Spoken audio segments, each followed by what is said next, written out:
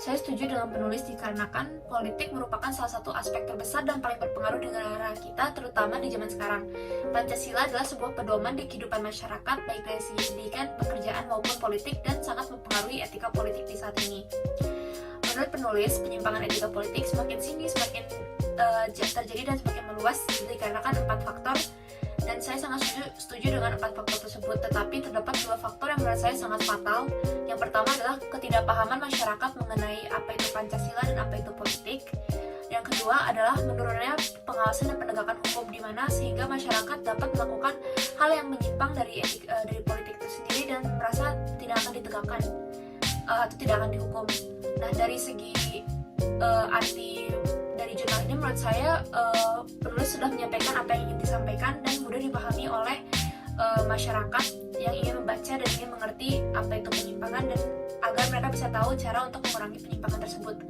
Tetapi menurut saya yang kurang dari jurnal ini hanyalah penulis kurang memberikan contoh-contoh untuk memperkuat argumentasi dari yang dia ingin sampaikan, seperti contoh-contoh dari setiap faktor. Tetapi overall untuk penjelasan yang ingin disampaikan oleh penulis menurut saya sudah cukup bagus.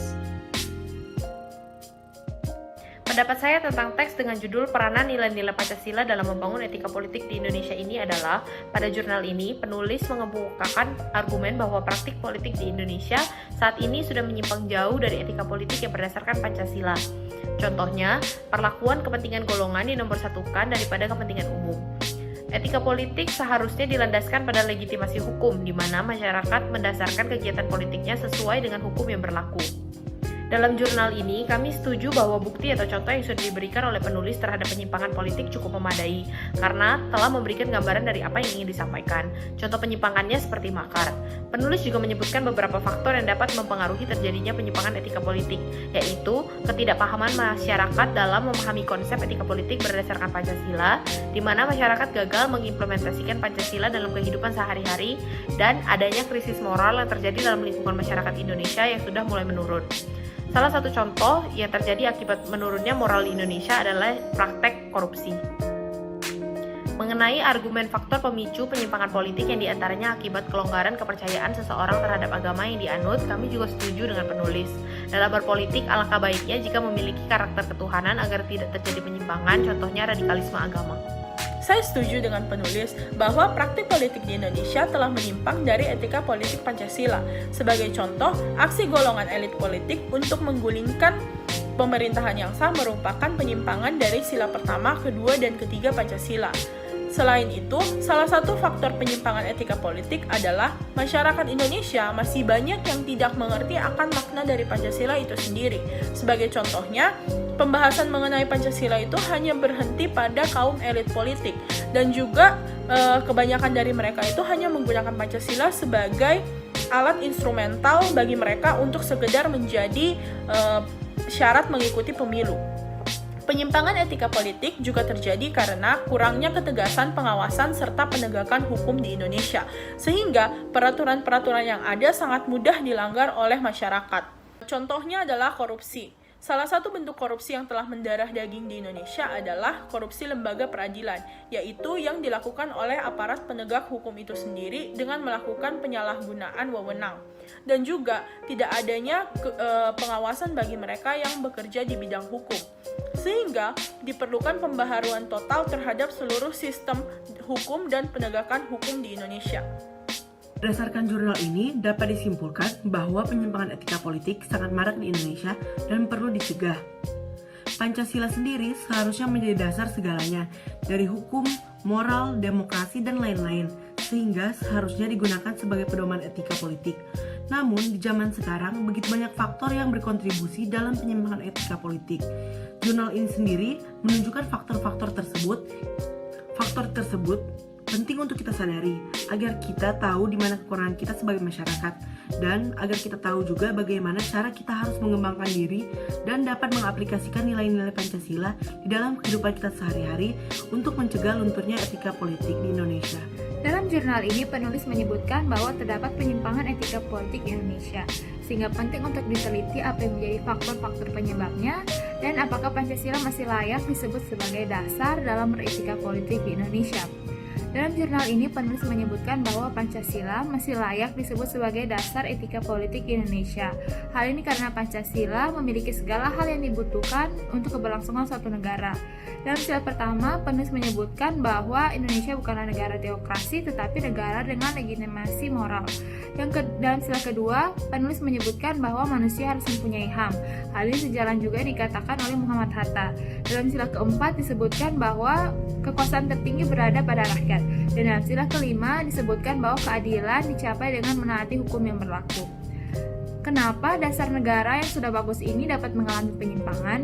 Menurut penulis terdapat 4 hal yang mempengaruhi hal tersebut. Yang pertama adalah ketidakpahaman masyarakat mengenai Pancasila sebagai konsep dasar etika politik. Hal ini karena kurangnya pendidikan dalam masyarakat mengenai Pancasila dan kenegaraan sehingga timbul suatu fenomena yang dinamakan hoax. Yang kedua itu timbulnya krisis moral yang diakibatkan oleh globalisasi sehingga manusia menjadi lebih individualis dan mementingkan diri sendiri sehingga timbul suatu permasalahan yang disebut korupsi. Yang ketiga yaitu longgarnya kepercayaan dan pemahaman individu terhadap agama yang dianutnya sehingga mulai timbul suatu kelompok masyarakat yang menginginkan pergantian ideologi Pancasila menjadi ideologi yang lain seperti Syariah. Dan yang keempat yaitu lemahnya pengawasan dan penegakan hukum akibat berkurangnya moral dari para pembuatnya. Saya setuju dengan apa yang dituliskan penulis pada jurnal ini. Beliau membahas bahwa Pancasila sebagai konsep etika politik memiliki unsur musyawarah serta kesatuan. Namun, pada kenyataannya sendiri masih banyak konflik yang terjadi hanya karena beda pendapat pada ranca politik. Contohnya pada Pilpres tahun lalu, kedua kubu ini malah saling tidak suka sehingga menimbulkan konflik yang merugikan banyak pihak. Saya rasa hal ini berkaitan dengan penyimpangan etika politik karena ketidakmampuan dalam memahami Pancasila sebagai konsep etika politik. Yang kedua adalah krisis moral yang terjadi di bangsa Indonesia ini sudah sangat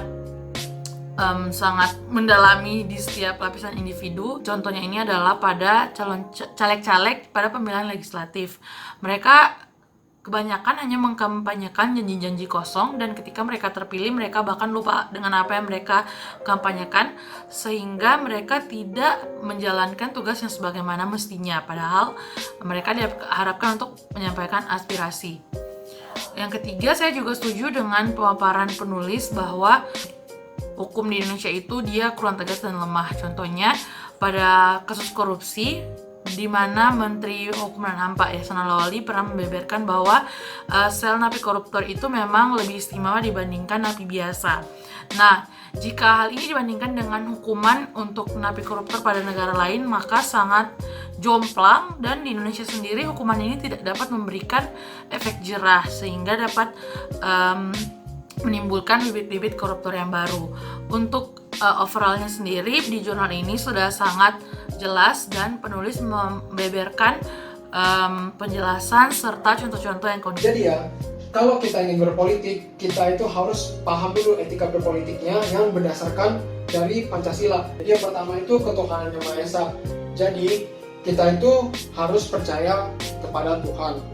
Nah lalu kita itu ketika memiliki agama, kita itu nggak boleh guys sampai radikal, apalagi sampai menjadikan agama lain. Kedua, kemanusiaan yang adil dan beradab. Pasti guys, kita itu harus jaga sopan santun kita karena itu ada di budaya kita sebagai orang Indonesia. Jadi yang ketiga, itu ada persatuan Indonesia.